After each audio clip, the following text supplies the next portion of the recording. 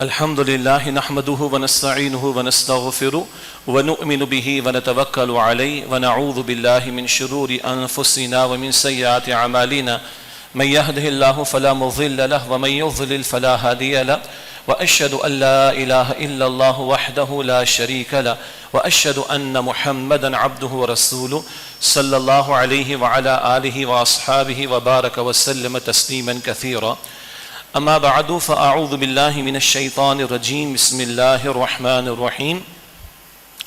قل يا عبادي الذين أسرفوا على أنفسهم لا تقنطوا من رحمة الله إن الله يغفر الذنوب جميعا إنه هو الغفور الرحيم وأنيبوا إلى ربكم وأسلموا له من قبل أن يأتيكم العذاب ثم لا تنصرون واتبعوا أحسن ما أنزل إليكم من ربكم من قبل أن يأتيكم العذاب بغتة وأنتم لا تشعرون. صدق الله العظيم. اللهم صل على محمد وعلى آل محمد وبارك وسلم. رب اشرح لي صدري ويسر لي أمري واحلل عقدة من لساني يفقهوا قولي واجعل لي وزيرا من أهلي آمين يا رب العالمين.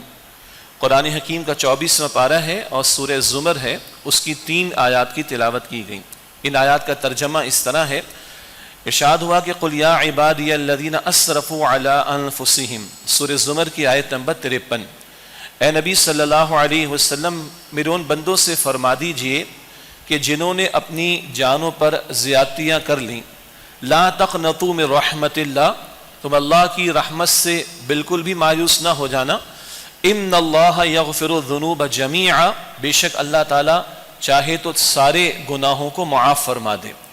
انہ هو الغفور الرحیم، بے شک وہ اللہ سبحانہ وتعالیٰ بہت بخشنے والا نہایت رحم فرمانے والا ہے. وانیبوا الی ربکم، اور اپنے رب کی طرف رجوع کرو.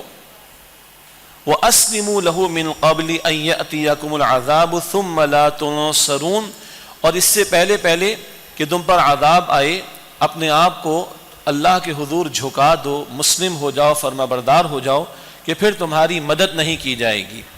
واتبعوا احسن ما انزل الیکم من ربکم، اور جو بہترین کلام اللہ نے تم پر نازل فرمائے یعنی قرآن، اس کی اتباع کرو. من قبل ان یأتیکم العذاب بغتۃ، اس سے پہلے کہ اچانک تم پر عذاب آ جائے. وانتم لا تشعرون، اور تمہیں شعور بھی نہ ہوگا کہ یہ ہمارے ساتھ کیا ہو گیا. یہ 3 آیات ہیں 24واں پارہ سورہ زمر کی آیت نمبر 53، 54 اور 55. اس مقام پر اللہ تعالیٰ کی شان رحمت کا بیان بھی ہے اور شان کریمی کا ذکر بھی ہے. اور ایسے لوگ کہ جو گناہ گار تو ہیں مگر اتنے کہ اپنی جانوں پر زیادتیاں کر چکے ہیں. اور احادیث سے تو معلوم ہوا کہ اگر شرک بھی کر چکے ہیں، کفر بھی کر چکے ہیں، بڑے گناہوں میں مبتلا ہیں، حد یہ ہے کہ اس کی تفصیلی روایات میں جائیں تو ہم کہیں گے حضرت وحشی رضی اللہ تعالیٰ عنہ. یہ وحشی کون تھے؟ جنہوں نے شہید کیا تھا حضرت امیر حمزہ کو رضی اللہ تعالیٰ عنہ. اس وقت تو یہ معاملہ ہوا، بعد میں ایمان لائے ہیں مگر خاصی تفصیلات ہیں. یا رسول اللہ میں تو شرک بھی کیا ہے، میں نے تو اللہ اکبر اسد اللہ و اسد رسولی، اللہ اس کے رسول کے شعر کو میں نے شہید بھی کیا تھا، میری بھی معافی ہو جائے گی. بہت سارے سوالات کیے. اللہ کا رسول فرمایا کہ تو بھی توبہ کر لے، اسلام قبول کر لے، تیری بھی توبہ قبول ہو جائے گی. تو وہ جو اپنی جانوں پر زیادتیاں کر چکے ہیں، شرک ہے، کفر ہے، بڑے سے بڑے گناہ ہیں، اللہ ان کو بھی پکار رہا ہے. میرے نبی اس سے کہہ دیجئے جو اپنی جانوں پر زیادتیاں کر بیٹھے ہیں کہ لا تقنطوا من رحمت اللہ، اللہ کی رحمت سے مایوس نہ ہونا. اسی لیے قرآن حکیم میں آتا ہے سورہ یوسف کی آیت نمبر 87 میں انہ لا ییأس من روح اللہ الا القوم الکافرون، اللہ تعالیٰ کی رحمت سے وہی لوگ مایوس ہوتے ہیں جو کافر ہوتے ہیں. چنانچہ اللہ تعالیٰ کی رحمت کی امید رکھنا فرض ہے ہمارے ذمے، اور اللہ تعالیٰ کی رحمت سے مایوس ہونا کفر ہے. اور وہ کہ زیادتیاں کر بیٹھے ان کو بھی کہا جا رہا ہے کہ اللہ کی رحمت سے مایوس نہ ہونا. ان اللہ یغفر الذنوب جمیعا، بے شک اللہ تعالیٰ چاہے تو سارے گناہوں کو معاف فرما دے. ہاں وہ گناہوں کی معافی کے لیے توبہ ضروری ہے، اللہ کی طرف لوٹ آنا ضروری ہے، اللہ کی طرف پلٹ آنا ضروری ہے، اللہ کی طرف رجوع کرنا ضروری ہے، اور اس رجوع اور پلٹنے کا اور توبہ کا حاصل جھک جانا بھی ہے جو کہ اسلام کی روش ہے۔ اور اس اللہ کے قرب کے لیے کہ ہم اس کی رحمت کے مستحق بن جائیں، اس کے کلام سے جڑنا، اس کے کلام کے تقاضوں پر عمل کرنا، قرآن حکیم کی اتباع کرنا بھی ضروری ہے۔ یہ بات اگلی 2 آیتوں میں آ رہی ہے، یہ پیکج پورا اس طرح بنتا ہے۔ لیکن اس آیت کریمہ میں اسی لیے بہت سے مفسرین نے اس آیت کریمہ کو قرآن حکیم کی سب سے زیادہ امید افزا آیت قرار دیا ہے، کہ جس آیت میں اللہ اپنے حبیب علیہ السلام کے ذریعے لوگوں کو متوجہ کر رہا ہے کہ جو جانوں پر زیادتیاں کر بیٹھے ہیں، اللہ تعالیٰ چاہے تو سارے گناہوں کو معاف فرما دے، تو مایوس نہ ہو جانا۔ انہ هو الغفور الرحیم، بے شک وہ اللہ سبحانہ و تعالیٰ بہت بخشنے والا، نہایت رحم فرمانے والا ہے۔ اللہ تعالیٰ نے قرآن حکیم میں یوں بھی ارشاد فرمایا، کتب ربکم علی نفسہ الرحمہ، تمہارے رب نے اپنے ذمہ کرم پر رحمت کو لازم کر لیا ہے۔ اللہ جو چاہے سو کر سکتا ہے، فعال لما یرید، اللہ جو چاہے سو کرے۔ لا یسأل عما یفعل، اللہ جو کچھ کرتا ہے اللہ سے کوشچن نہیں ہو سکتا، اللہ سے سوال نہیں ہو سکتا۔ وہم یسألون، سوال تو بندوں سے ہوگا، تو اللہ جو چاہے سو کرے۔ اس نے فرمایا کہ ہاں میں نے اپنے ذمہ کرم پر رحمت کو لازم کر لیا ہے۔ حدیث مبارک کا حاصل ہے کہ سبقت رحمتی علی غضبی، اللہ فرماتا ہے کہ میری رحمت میرے غضب پر حاوی آ گئی ہے۔ اللہ کے رسول فرماتے ہیں کہ اللہ تعالیٰ نے اپنی رحمت کے 100 حصے فرمائے، ایک حصہ اللہ نے مخلوق کو دیا ہے، اور 99 حصے اللہ تعالیٰ نے اپنے پاس رکھے۔ اور مخلوق صرف انسان نہیں، یہ چرند پرند جانور حیوانات، یہ سب مخلوق ہیں، بہرحال ان سب کو ایک حصہ رحمت کا دیا۔ چنانچہ ایک روایت میں ذکر ملتا ہے کہ ایک گھوڑی بھی جب حاملہ ہوتی ہے، پریگننٹ ہوتی ہے، اور اس کے حمل میں بچہ پرورش پاتا ہے، تو وہ بھی احتیاط سے قدم رکھتی ہے کہ حمل میں پرورش پانے والے بچے کو تکلیف نہ پہنچے۔ یہ شفقت بھی اللہ کی رحمت کے 100 میں سے ایک حصے کا ظہور ہے جو تم اس جانور میں دیکھ رہے ہو۔ تو انسان تو اربوں کی تعداد میں کس قدر رشتے ہیں، ماں کے ساتھ محبت، باپ کے ساتھ محبت، بیوی کے ساتھ محبت، شوہر کے ساتھ بیوی کی محبت، اولاد کے ساتھ محبت، بہن بھائیوں، گنتے چلے جائیے۔ یہ جتنا کچھ ظہور کہیں شفقت کا اور نرمی کا اور رحمت کا اور کیئرنگ کا اور سمپتھی کا اگر کہیں نظر آ رہا ہے، اللہ کی رحمت کے 100 میں سے ایک حصے کا ظہور ہے۔ تو جس رب نے 99 حصے اپنے پاس رکھے ہوں گے، اس کی رحمتوں کا عالم کیا ہوگا۔ اسی لیے خدا را اللہ تعالیٰ کو انڈر ایسٹیمیٹ نہیں کرنا چاہیے۔ حدیث میں آتا ہے تمہارے گناہ آسمان تک کیوں نہ پہنچ جائیں، ہاں شرک نہ کرو، تو اللہ کو کوئی پرواہ نہیں، اللہ چاہے گا تو معاف فرما دے گا۔ بہر شرک کے لیے توبہ بہرحال ضروری ہے۔ یہ ذرا ایک حساس نقطہ ہے۔ سورہ نساء کی آیت نمبر 48 میں اور سورہ نساء کی آیت نمبر 116 میں یہ بات آئی ہے، ان اللہ لا یغفر ان یشرک بہ ویغفر ما دون ذلک لمن یشاء، بے شک اللہ تعالیٰ اس بات کو تو معاف نہیں فرمائے گا کہ اس کے ساتھ کسی کو شریک ٹھہرایا جائے، اس کے سوا جس گناہ کو چاہے گا معاف فرما دے گا۔ مراد ہے کہ بقیہ گناہوں کو اگر اللہ چاہے گا تو بغیر توبہ کے معاف فرما دے گا، شرک توبہ کے بغیر معاف نہیں۔ تو توبہ اتنا بڑا عمل ہے کہ اللہ شرک کو بھی معاف فرما دے گا، بندہ سچی توبہ اگر لے کر آئے تو، لیکن توبہ سچی توبہ ہو۔ یہ نہیں کہ ماہ رمضان کے جمعے میں 2 آنسو بہا لی، اس کے بعد رمضان کے بعد فارغ ہو گئے، تکمیل قرآن کے موقع پر آنسو بہا لی، آخری جمعے میں آنسو بہا لی، اللہ قبول فرمائے، اس کی نفی ہم نہیں کر رہے معاذ اللہ، لیکن اس کے بعد رخ زندگی بھی تو ٹھیک ہو نا۔ اور وہ ہے گناہوں کو چھوڑنا، وہ ہے نافرمانی کو چھوڑنا، اسی کی مشروطے میں کرائی جا رہی لعلکم تتقون، تاکہ تم میں تقوی پیدا ہو۔ حلال کو چھوڑو تو حرام کو چھوڑنے والے بن جاؤ۔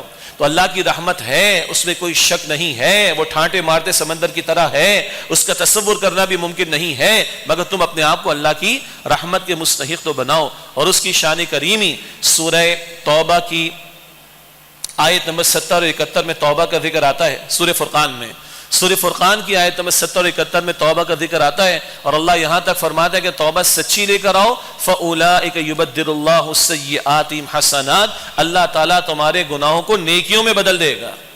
صرف معافی کا معاملہ نہیں، بلیک کو وائٹ کر دے گا، لیکن توبہ سچی لے کر آنا۔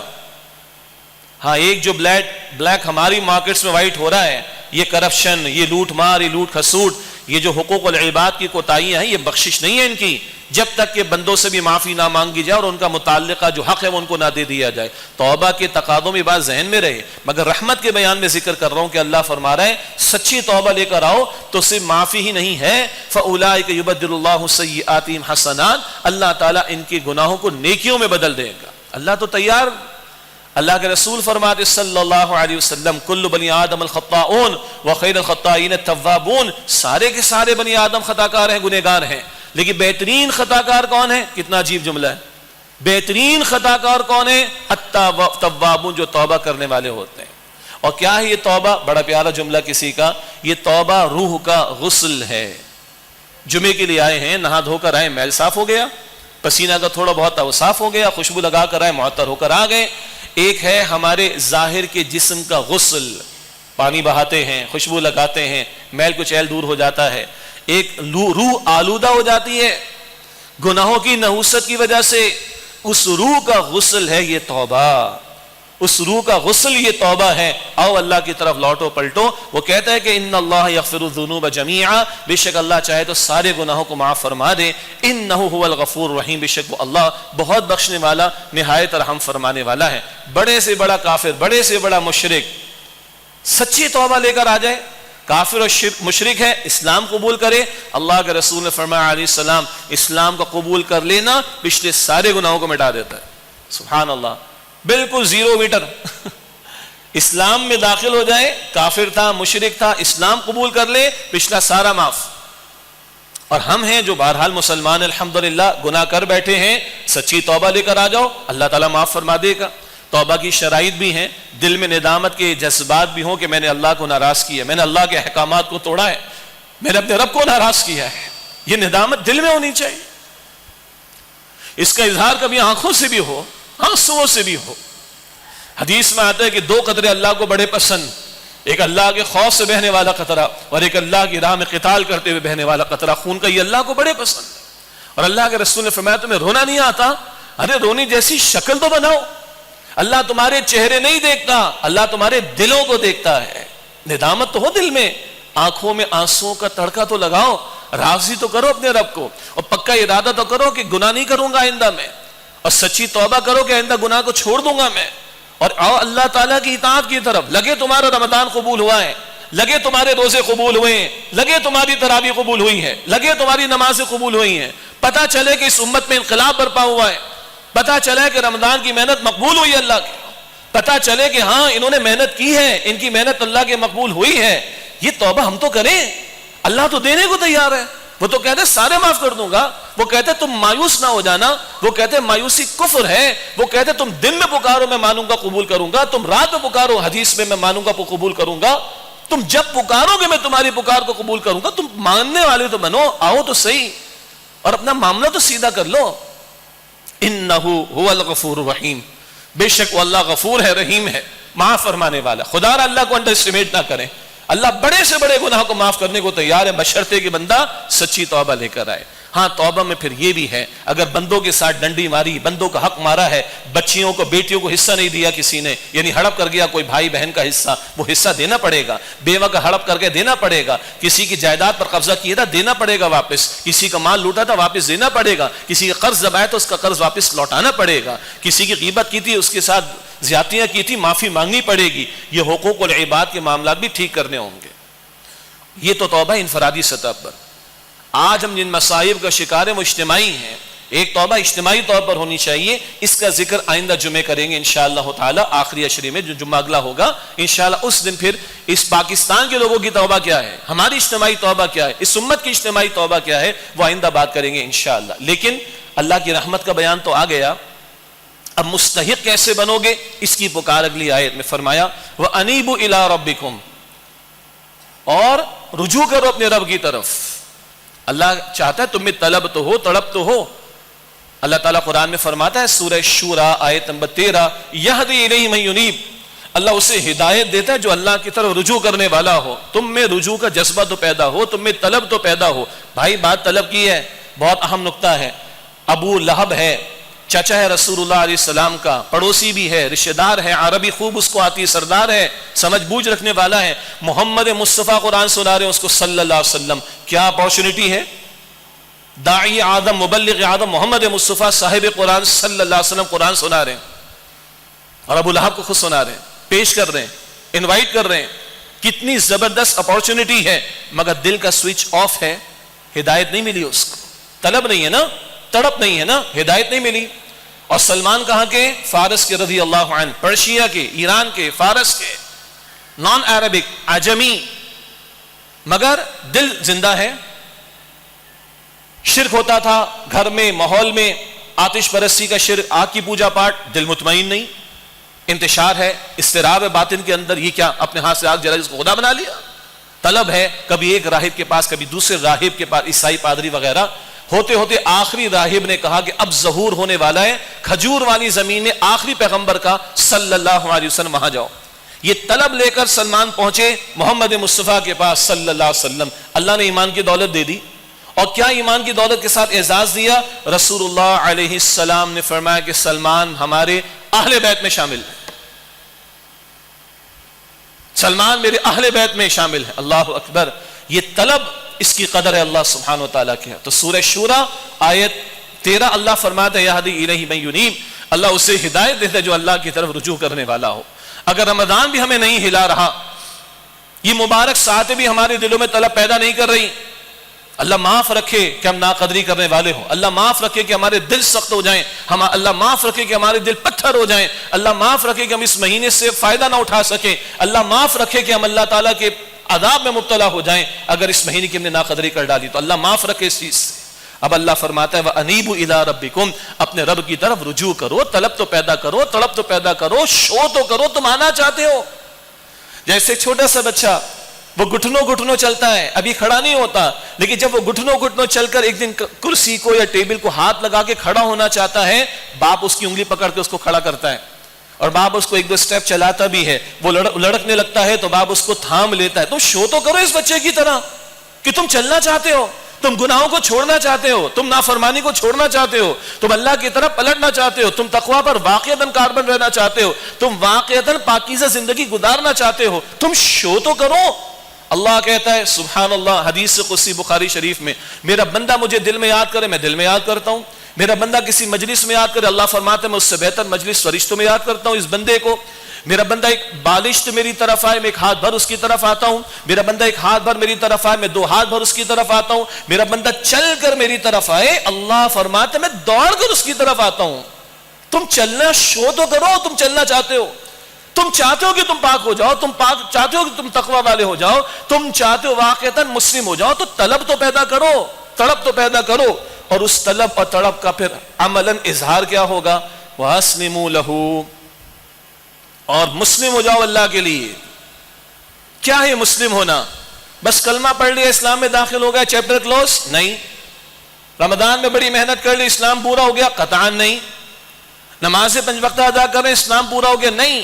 کلمہ بھی ضروری ہے, ایمانیات بھی ضروری ہیں, عبادات بھی ضروری ہیں, مگر دین عبادات بھی دیتا ہے, معاملات بھی سکھاتا ہے, اخلاقیات بھی سکھاتا ہے, حقوق العباد کی تعلیم بھی دیتا ہے, دین معاشرت بھی سکھاتا ہے, معیشت کی تعلیم بھی دیتا ہے, سیاست کی تعلیم بھی دیتا ہے, جس کو آج ہم نے بدنام کر رکھا ہے, عدالت کی بھی تعلیم دیتا ہے, ریاست کے لیے رہنمائی دیتا ہے, گلوبل افیئرز کے لیے رہنمائی دیتا ہے. اور دین کے بارے میں اللہ فرماتا ہے الیوم اکملت لکم دینکم واتممت علیکم نعمتی ورضیت لکم الاسلام دینا. سورہ مائدہ آیت نمبر 3, حجۃ الوداع کے موقع پر نزول. آج کے دن لوگوں میں نے تمہارے لیے تمہارے دین کو مکمل فرما دیا اور اپنی نعمت تم پر مکمل فرما دی, اور اسلام کو تمہارے لیے دین کے طور پر اللہ فرماتا ہے میں نے پسند کیا ہے, not as a religion of English, as a دین, سسٹم, نظام. اور اللہ فرماتا ہے سورۃ البقرہ آیت نمبر 208 میں یا ایھا الذین آمنوا ادخلوا فی السلم کافہ, اے ایمان والو اسلام میں پورے کے پورے داخل ہو جاؤ. اب وہ پورے کا پورا اسلام, وہ گھر کی زندگی بھی ہے, وہ مارکیٹ کی زندگی بھی ہے, وہ انسٹیٹیوشنز کی زندگی بھی ہے, وہ عدالت کی کارروائی بھی ہے, وہ پارلیمنٹ کی کارروائی بھی ہے, ساری زندگی, پوری زندگی اس میں داخلے کا مطالبہ ہے. یہ ہے توبہ کا تقاضا, یہ ہے اللہ کی رحمت کے مستحق بننے کا تقاضا, پورے کے پورے اسلام پر عمل. 5.5-6 فٹ کا وجود تو میرے اختیار میں, فوراً عمل کروں. جن باتوں کا حکم میں عمل کرنا ہے, جن باتوں کو حرام قرار دیا کہ بچنا ہے, یہ پورا پیکج ہے. گھر میں میرے اختیار چلتا ہے تو گھر والوں کو دین سکھانے کی کوشش کروں، خود سکھاؤں، اہتمام کروں، اور گھر میں شریعت کے احکامات پر عمل درآمد کرانے کی کوشش کروں. خطا ہے تو توبہ کا دروازہ کھلا ہے، لیکن کوشش تو کروں، محنت تو کروں. پھر اسی کی دعوت دوسروں کو دینی، اور پھر اس بندگی والے نظام کو، دین حق کو، دین اسلام کو غالب اور قائم کرنے کی جد و جہد کرنا، یہ پورے دین پر عمل کرنے کا تقاضا ہے. تو اللہ رحیم ہے، اللہ رحمان ہے، اللہ کریم ہے، اللہ عفو ہے، اللہ غفور ہے، اللہ غفار ہے. مگر اللہ کی رحمت کے مستحق بننے کے لیے طلب و طلب بھی پیدا کرنی پڑے گی، رجوع بھی کرنا پڑے گا، سچی توبہ بھی کرنی پڑے گی. اور اس کا اظہار کیا ہے؟ پورے کے پورے اسلام پر عمل کرنے کی جد و جہد کرنا. فرمایا وَأَسْلِمُوا لَهُ مِنْ قَبْلِ أَنْ يَأْتِيَكُمُ الْعَذَابُ، اور اس رب کے حضور جھکا دو، اپنے آپ کو مسلم یعنی فرما بردار ہو جاؤ اس سے پہلے کہ تم پر عذاب آ جائے. ثُمَّ لَا تُنْصَرُونَ، پھر تمہاری مدد نہیں کی جائے گی. اگلی بات، اللہ کے ساتھ قرب چاہتے ہو، اللہ کی رحمت کو متوجہ کرنا چاہتے ہو، تو آؤ اللہ کے ساتھ ڈائریکٹ ڈائلنگ کر لو. ڈائریکٹ ڈائلنگ ود اللہ سبحانہ و تعالی، اور وہ اللہ کے قرآن کے ذریعے سے. فرمایا وَاتَّبِعُوا أَحْسَنَ مَا أُنزِلَ إِلَيْكُمْ مِن رَبِّكُمْ، اور اتباع کرو اس بہترین کلام کی جو تم پر تمہارے رب کی طرف سے نازل کیا گیا ہے. مِن قَبْلِ أَن يَأْتِيَكُمُ الْعَذَابُ بَغْتَةً، اس سے پہلے کہ تم پر اچانک عذاب آ جائے. وَأَنْتُمْ لَا تَشْعُرُونَ، اور تمہیں شعور بھی نہ ہو. قرآن کی اتباع کرو جو بہترین کلام ہے جو اللہ نے عطا فرمایا، اور اللہ نے اپنی رحمت کے طفیل عطا فرمایا. سورہ یونس آیت نمبر 58 قل بفضل اللہ وبرحمتہ، اے نبی صلی اللہ علیہ وسلم فرما دیجئے یہ قرآن اللہ کے فضل اور اس کی رحمت سے ملا. دوسرا مقام تو سب کو یاد ہے سورہ رحمان کے شروع میں، الرحمن علم القرآن، رحمان نے قرآن حکیم کی تعلیم عطا کی ہے. یہ قرآن اللہ کی رحمت کا سب سے بڑا مظہر ہے جو رحمت للعالمین محمد مصطفیٰ کریم صلی اللہ علیہ وسلم کے ذریعے سے عطا کیا گیا. اللہ کی رحمت کے مستحق بننا چاہتے ہو، قرآن کی اتباع کرنی ہوگی. محض سننا کافی نہیں ہے، ثواب ملے گا. محض تلاوت کرنا کافی نہیں ہے، ثواب ملے گا. مگر ثواب سے آگے بڑھ کر قرآن ہدایت کی کتاب ہے نا. ہدی للناس ہدی للمتقین یہدی للتی ہی اقوم لتخرج الناس من الظلمات الى النور. یہ متقین کے لیے ہدایت ہے، یہ قرآن سارے انسانوں کے لیے ہدایت ہے، یہ سیدھے راستے کی رہنمائی کرنے والا قرآن ہے. اس کی آیات کے ذریعے بندوں کو گمراہی کے اندھیروں سے اے نبی نکال کر ہدایت کی گمراہی کے اندھیروں سے نکال کر ہدایت کی روشنی کی طرف لائیں. یہ قرآن کا اول تعارف ہے کہ اس سے ہدایت حاصل کی جائے، اور حاصل ہونے والی ہدایت محض سمجھ نہ لی جائے، محض بیان نہ کر دی جائے، اس کو عمل میں ریفلیکٹ ہونا چاہیے، عمل میں نظر آنا چاہیے. ام عائشہ سے پوچھا گیا رضی اللہ تعالی عنہ حضور کے اخلاق کیا ہیں؟ کیا فرمایا تھا؟ کانا خلقہ القرآن، اللہ کے رسول تو چلتا پھرتا قرآن ہے، مجسم قرآن ہے، آپ کے اخلاق تو قرآن ہے صلی اللہ علیہ وسلم. قرآن تم الفاظ میں تلاوت کرتے ہو، عمل میں دیکھنا ہو تو محمد مصطفیٰ کو دیکھو صلی اللہ علیہ وسلم. اللہ کی قسم آج چلتے پھرتے قرآن نظر نہیں آ رہے. آج اس معاشرے میں قرآن چلتا پھرتا نظر نہیں آ رہا. ہاں کرکٹ کے دھندے نظر آ جاتے ہیں، اسپورٹس کے دھندے نظر آ جاتے ہیں، سیاست کی گرمیاں نظر آ جاتی ہیں، اپنے مفادات کا بچایا جانا نظر آ جاتا ہے، فلمیں ڈرامے ناچ گانے نظر آ جاتے ہیں، مغربی تہذیب دجالی تہذیب میں مبتلا ہو کر اس کی رسومات کو اختیار کرنا نظر آ جاتا ہے. کم، میں بالکل نفی نہیں کر رہا معاذ اللہ، کم ہے کہ چلتے پھرتے قرآن اس معاشرے میں نظر آئے. قرآن کے بغیر تو گزارا نہیں. قرآن کہتا انہ لقول فصل وما هو بالهزل، یہ قرآن فیصلہ کن کلام ہے، ڈیسائسو ورڈ ہے فرام اللہ سبحانہ وتعالی. وما هو بالهزل، کوئی بیکار شے نہیں ہے معاذ اللہ. قرآن کہہ رہا ہے کوئی بیکار شے نہیں ہے جس کو تم نظر انداز کر دو. قرآن ڈیسائسو ورڈ ہے، فیصلہ کن ہے. رسول اللہ نے فرمایا علیہ السلام ان اللہ یرفع بهذا الكتاب اقواما ويدع به آخرین، اللہ اس قرآن کی بدولت قوموں کو عروج عطا فرمائے گا اور اس کو ترک کر دینے کی وجہ سے قوموں کو ذلت اور رسوائی میں مبتلا کر دے گا. آج ذلت کیوں ہے؟ قرآن کو چھوڑ دینے کی وجہ سے. اسرائیل کے لوگوں نے، وہاں کی فوج نے پھر مسجد اقصی پر حملہ کیا ہے، بے دردی کے ساتھ مسلمانوں پر ظلم و ستم کر رہے ہیں، مگر ہم شاید کوئی بیانات دے دیں گے اس سے آگے کچھ ہم کرنے کی پوزیشن میں نہیں. اور وہ باز آ کر نہیں دے رہا اسرائیل. ہر سال رمضان میں حرکتیں ہو رہی ہیں وہاں پر مسجد اقصی کے اندر، اور آج امت ذلت کا تماشا دیکھ رہی ہے، ذلت کی کا نمونہ پیش کر رہی. کیوں؟ قرآن کو چھوڑ دینے کی وجہ سے. اس کی بدولت عروج ملے گا، اس کو چھوڑو گے ذلت اور رسوائی ملے گی. اور یہ تو دنیا ہے، عارضی ہے، کل اصل مسئلہ آخرت کا، اصل تو آخرت کی زندگی، وہاں بھی حتمی فیصلہ قرآن کے ذریعے، وہاں حتمی ڈیسائسو دو ٹوک بات قرآن ہوگی۔ رسول اللہ کی ایک اور حدیث صلی اللہ علیہ وسلم، القرآن حجت لک او علیک، یہ قرآن تمہارے حق میں حجت ہوگا یا تمہارے خلاف حجت ہوگا، تمہارے حق میں سفارش کرے گا یا تمہارے خلاف سفارش کرے گا۔ رمضان تو نزول قرآن کا مہینہ، چیک کریں کیسا تعلق قرآن کے ساتھ استوار ہو رہا ہے، اور رمضان کے بعد قرآن کے ساتھ تعلق کیسا ہوگا۔ کیا یہ ایسا کر رہے ہم تعلق اس سے استوار کے کلیے شفاعت کرنے والا ہو، اور قرآن شکایت دے کر کھڑا ہو جائے، اللہ اکبر کبیرہ، تو حشر کیا ہوگا ہمارا۔ رسول اللہ شکایت دے کر کھڑے ہو جائیں، سورہ فرقان آیت نمبر 30، وقال الرسول یا رب ان قوم اتخذوا هذا القرآن مہجورا، رسول عرض کریں گے میرے رب میری اس قوم نے قرآن کو ترک کر دیا تھا، پس پوچھ ڈال دیا تھا۔ حضور شکایت کرے، قرآن شکایت کرے، کون اللہ کی پکڑ سے بچائے گا؟ اور سب سے بڑھ کر اللہ کھڑا ہوگا، وَمَنْ أَعْرَضَ عَنْ ذِكْرِي فَإِنَّ لَهُ مَعِيشَةً ضَنْكًا وَنَحْشُرُهُ يَوْمَ الْقِيَامَةِ أَعْمَى قَالَ رَبِّ لِمَ حَشَرْتَنِي أَعْمَى وَقَدْ كُنْتُ بَصِيرًا قَالَ كَذَلِكَ أَتَتْكَ آيَاتُنَا فَنَسِيتَهَا وَكَذَلِكَ الْيَوْمَ تُنسَى۔ اللہ اکبر، جس نے میرے ذکر قرآن سے اعراض کیا اس کی معیشت کو تنگ کروں گا۔ معیشت کا بٹا بیٹھا ہوا ہمارے سامنے، قیامت کے دن ایسے لوگوں کو اندھا بنا کر کھڑا کروں گا جنہوں نے قرآن کو فراموش کیا۔ کہیں گے اللہ تو نے اندھا بنا دیا، ہماری آنکھیں تھی ہم خوب دیکھتے تھے دنیا میں۔ اللہ فرمائے گا ہاں میری آیات تمہارے پاس آئیں، تمہارے پاس میری آیات کے لیے وقت نہیں تھا، تم نے بھلایا میری آیات کو۔ وَكَذَلِكَ الْيَوْمَ تُنسَى، آج تمہیں بھی فراموش کر دیا جائے گا، رحمت سے دور کر دیا جائے گا۔ You don't have time for my book, I have nothing for you from my mercy۔ تمہارے پاس میری کتاب کے لیے وقت نہیں ہے، میرے پاس تمہارے لیے اپنی رحمت میں سے کوئی وقت نہیں ہے، کچھ نہیں ہے تمہارے لیے۔ استغفر اللہ۔ ڈیسائسو ورڈ، فیصلہ کن کلام، زندگی موت کا مسئلہ ہے قرآن اس امت کے لیے۔ تو رحمت کے مستحق بننا چاہتے ہو، کنیکشن ہوگا قرآن سے، اور قرآن کا صرف پڑھنا سننا کافی نہیں، سمجھنا بھی، ہدایت دینا بھی طلب و طلب کے ساتھ، اور اس کے احکامات پر عمل، اور پھر اجتماعی سطح پر اس کے احکامات کے عمل کی کوشش وہ نہیں ہے تو اللہ کی رحمتوں سے دور ہیں۔ لستم علی شیء حتی تقیموا التوراۃ والانجیل وما انزل الیکم من ربکم، سورہ مائدہ آیت نمبر 68 میں ہے، اے اہل کتاب تمہاری کوئی سے کوئی حیثیت نہیں جب تک کہ تم تورات اور انجیل کو جو کچھ تم پر تمہارے رب کی طرف سے نازل کیا گیا قائم نہ کرو۔ آج تورات ویلڈ کتاب نہیں، آج قرآن ویلڈ کتاب ہے۔ اگر آج قرآن والے قرآن کے احکام نافذ نہیں کر رہے، کوئی حیثیت ان کی نہیں۔ اور کیا آج ہماری حیثیت ہے؟ کچکول کی حیثیت ہے، ذلت کی حیثیت ہے، غلامی کی حیثیت ہے، ڈیسیژن ہم اپنے خود سے لے نہیں سکتے، ذلت نہیں اور کیا؟ مجھے بتائیے۔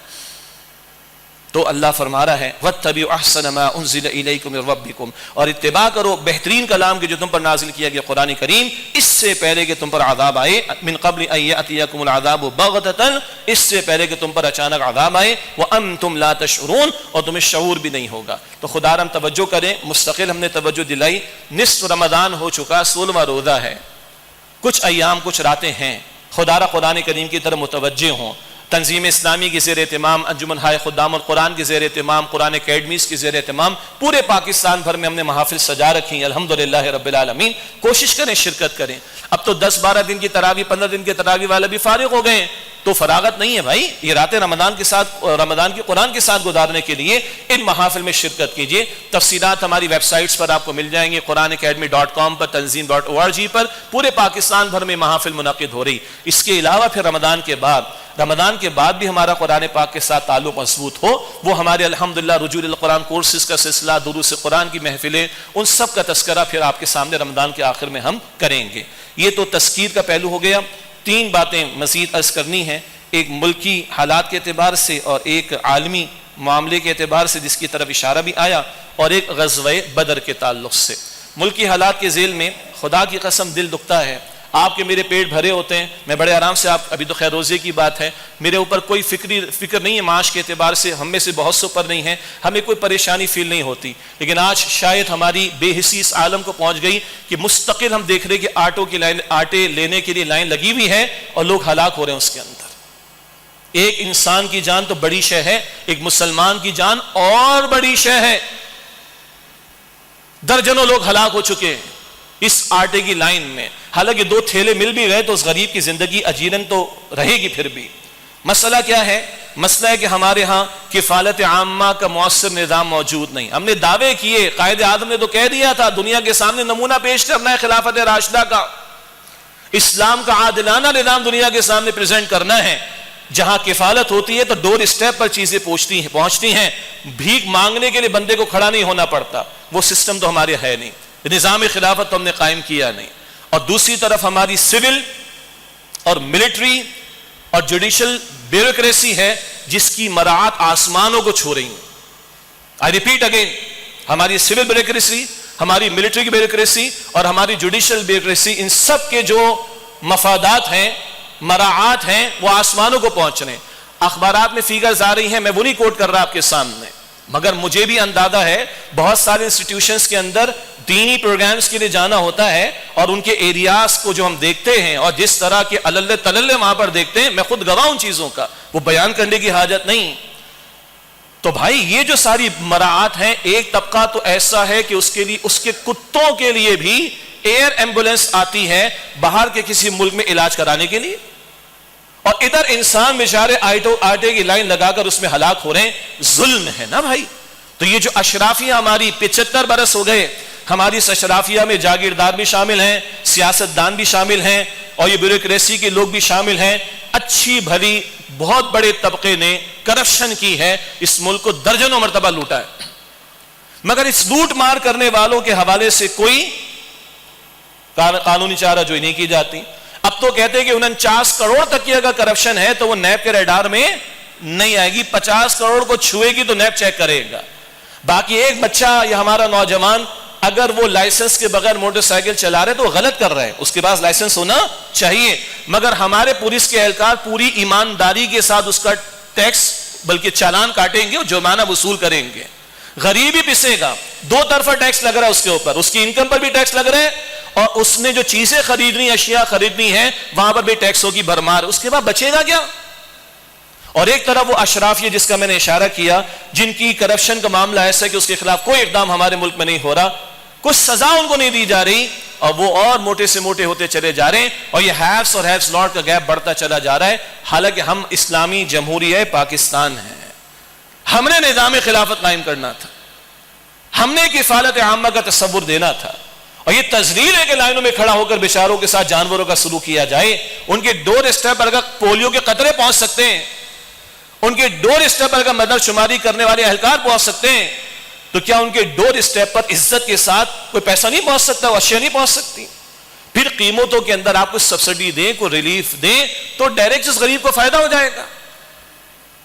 اور جو عام ضرورت کی چیزیں خدا دا, اس پہ ٹیکس تو کم سے کم ہونا چاہیے. باقی جن کو لگژری آئٹمز کا شوق ہے, اس غریب ملک کے اندر لگژری آئٹمز کا شوق ہے, ان پر بھاری بھاری ٹیکس لگائیں. بات تو عجیب فیل ہوگی, 5 کروڑ کی گاڑی لینی ہے, لگائیں 10 کروڑ کا ٹیکس, بھاری ہوگی نا بات ذرا. لگژری آئٹمز پہ لگائیں نا, ان کو کوئی پوچھنے والا نہیں. اور نیچے غریب پستا چلا جا رہا ہے, پستا چلا جا رہا ہے, پستا چلا جا رہا ہے. اور سود کا نظام ہم ختم نہیں کر رہے ہیں. 1 سال ہو جائے گا 26 رمضان کو, وفاقی شرعی عدالت کا فیصلہ, ایگزیکیوشن نہیں ہو رہی, اس کی رکاوٹیں ہیں بھی اس کے اندر, فری مطلب ول نہیں اس کے اندر. تو سود کا دھندا ہم نہ ختم کریں اور کرپشن کے سدے باب کے لیے کوششیں نہ کریں, تو یہ آٹے کیا کل اور چیزوں کی لائنیں بھی لگیں گی, اور یہ انسانیت کی تذلیل ہوتی چلی جائے گی. اللہ ہمارے ذمہ داران کو, حکمرانوں کو ہدایت عطا کریں. دوسری بات جو عرض کرنی, وہ اشارتاً بات آ گئی, اسرائیل کا مسجد اقصی میں نمازیوں پر حملہ, یہ بدترین ریاستی دہشت گردی, اور دنیا کے حقوق کے چیمپئن یہاں خاموش ہیں. امریکہ, یورپ خاموش رہے گا, ادھر کشمیر میں ظلم ہوگا خاموش رہیں گے, فلسطین میں ظلم ہوگا خاموش رہیں گے, لیکن باقی دنیا, ہاں افغانستان کے طالبان عورتوں کو تعلیم نہیں دے رہے, بڑے حقوق کی پریشانی ہے بیچاروں کو, مس کوٹ کرتے ہیں, یہ نہیں بتا رہے کہ وہ کہہ رہے ہیں ہم اپنی اقدار کے مطابق نظام تعلیم بنانا چاہتے ہیں, یہ نہیں بتائیں گے نہیں عورتوں کو تعلیم نہیں دے رہے, ادھر ان کو حقوق یاد آتے ہیں. کشمیر میں جو مسلمانوں کے ساتھ ہو رہا ہے, فلسطین میں جو مسلمانوں کے ساتھ ہو رہا ہے, یہ ڈویلٹی ان کی منافقت ہے عالمی دہشت گردوں کی, ان کو یہ ظلم و ستم نظر نہیں آتا. لیکن ہو کیا رہا ہے, ہر رمضان میں سلسلہ ہو رہا ہے, اور 5-6 برس پہلے تو عید کے دن لاشیں بچوں کے گرائے گئے تھے, عید کے دن فلسطین کے اندر مسلمان بچوں کے, اللہ اکبر کبیرہ. اور مسجد اقصی کی پھر پامالی کا معاملہ, مستقل یہ سلسلہ ہر سال چل رہا ہے. وجہ یہ کہ آج امت خاموش بیٹھی. اسرائیل ایک طرف تو یہ کر رہا ہے جو ناجائز ریاست ہے بیسکلی, اور دوسری طرف ہمارے کئی مسلم ممالک ہیں بشمول عرب ممالک, وہ اور اسرائیل سے تعلقات بڑھا رہے ہیں, سفارتی اعتبار سے, تجارتی اعتبار سے, اور اس کو گلے لگا رہے ہیں. تو پھر ذلت تو ہمارا مقدر بنے گی نا. ہونا تو یہ چاہیے تھا کہ متحد ہو کر آواز بلند کی جاتی اور اس سے سفارتی تعلقات اگر قائم کرے اس کو روکا جاتا، ختم کیا جاتا، کوئی آواز بلند کی جاتی. ہاں جمت تیار نہیں ہے نا ابھی، کوئی صلاح الدین ایوبی میسر نہیں ہے ہمیں. ہاں قائد اعظم نے کہا تھا پاکستان کے قیام کے وقت اسرائیل نے کوئی گڑبڑ کی ہے مسلمانوں کے ساتھ، ہم یہاں سے جواب دیں گے. یہ کوٹ نہیں کیا جاتا. اور یہ مصدقہ بات ہے، اللہ نے اتنی صلاحیت اس پاکستان کو دے رکھی ہے کہ ہم ٹیکنیکلی تل ابیب کو ہٹ کر سکتے ہیں. وہ جذبہ جہاد نہیں ہے نا آج ہمارے اندر، ورنہ اللہ نے خدا کی قسم میں یہ مصدقہ باتیں صلاحیت دے رکھی. لیکن کب ہوگا؟ جب ایمان والے فضائے بدر پیدا کریں گے. آج تو ایمان والوں کا حال ہے کہ نماز کے لیے اٹھنے کو تیار نہیں، ایمان والوں کا حال ہے کہ قرآن کھولنے کو تیار نہیں، ایمان والوں کا حال ہے کہ 75 برس سے جس اسلام کے نام پر پاکستان کو لیا وہاں اسلام نہیں آ رہا. اسلام کے بارے میں گرمی نہیں ہے، سیاست دانوں کی گرمی، اپوزیشن والوں کی اور حکمراں سب کی گرمی نظر آ رہی. اقتدار کی رسہ کشی کے لیے اسلام کی گرمی نظر نہیں آ رہی، اسلام کے نفاذ کے لیے گرمی نظر نہیں آ رہی. اب اسی تسلسل میں آخری بات ہے، 17 رمضان بدر ماہ رمضان میں سجا، 313 تقریباً نہتے اور 1000 کا لشکر سامنے کفار کا پوری تیاری کے ساتھ، اور اللہ 313 کے ساتھ تھا. This was the ڈیسائیڈنگ factor. کم من فیۃ قلیلۃ غلبت فیۃ کثیرۃ باذن اللہ. بارہا ایسا ہوتا ہے ایک چھوٹی جماعت اللہ کے حکم سے بڑی جماعت پر غالب آ جاتی ہے. آج وہ بدر کی فضا قائم نہیں ہے. ادھر تو تھی محمد مصطفیٰ ہے صلی اللہ علیہ وسلم، 313 تربیت یافتہ ہیں ان کے، وہ اللہ کے ساتھ مخلص ہیں.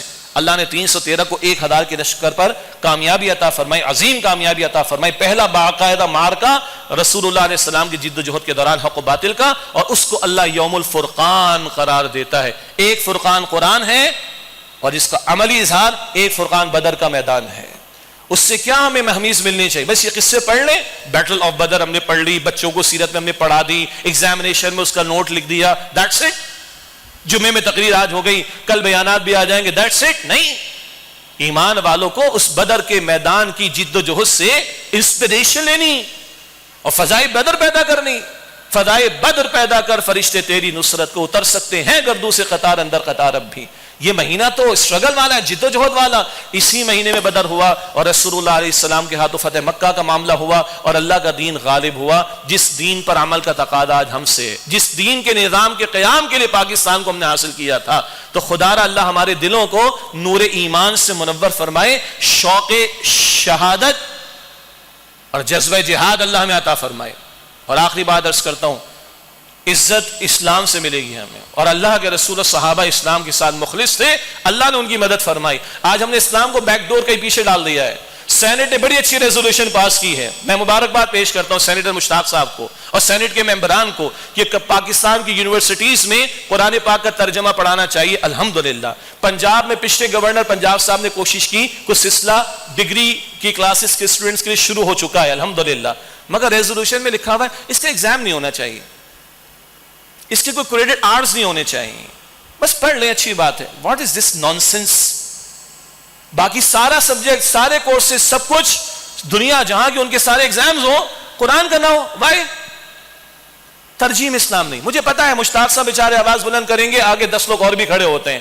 ہمارے یہاں تو اعتزاز ایسے صاحب کھڑے ہو کر کہہ دیتے تو پھر بھائی ہندوؤں کو گیتا بھی پڑھانی چاہیے اور کرسچنس کو جو ہے وہ بائبل بھی پڑھانی چاہیے. رکاوٹیں ڈالنے والے بہت سارے لوگ ہیں، لیکن کیا اسلام بس ترجیحات میں نہیں ہے نا؟ اس لیے آج اللہ کی مدد ہمارے شامل حال نہیں ہے. اللہ کہتا ہے ان تنصر اللہ ینصرکم، تم اللہ کے دین کی نصرت کرو گے تو اللہ تمہاری نصرت فرمائے گا. ویثبت اقدامکم، اور اللہ تمہیں مضبوطی دے گا تمہارے قدموں کو. آج ذلت اس لیے کہ اسلام ترجیح نہیں، اور جب اسلام ترجیح ہوتا ہے تو پھر کیا ہوتا ہے؟ سیدنا عمر یروشلم کا چارج لینے کے لیے جا رہے ہیں اور خادم نے کہا کہ کپڑوں کو تو ٹھیک کر لیں، بڑے لوگوں کے پاس جا رہے ہیں چارج لینے کے لیے یروشلم کے اندر. تو سیدنا عمر نے تاریخی جملہ عطا فرمایا، عمر کو عزت اسلام سے ملی ہے، عمر کو عزت کپڑوں سے نہیں ملی ہے. اس عمر کو تو اونٹ چلانے نہیں آتے تھے، گھر والے ڈانٹتے تھے اونٹ کھو گئے تجھے پتا نہیں. اس عمر کو عزت اسلام سے ملی ہے، کپڑوں سے نہیں ملی ہے. مجھے اور آپ کو دولت سے اور کپڑوں سے اور گیٹ اپ سے اور پوزیشن سے عزت نہیں ملے گی، عزت اسلام کے ساتھ ملے گی. اللہ اس اسلام کے ساتھ ہمیں مخلص فرما دے. وآخر دعوانا الحمدللہ رب العالمین.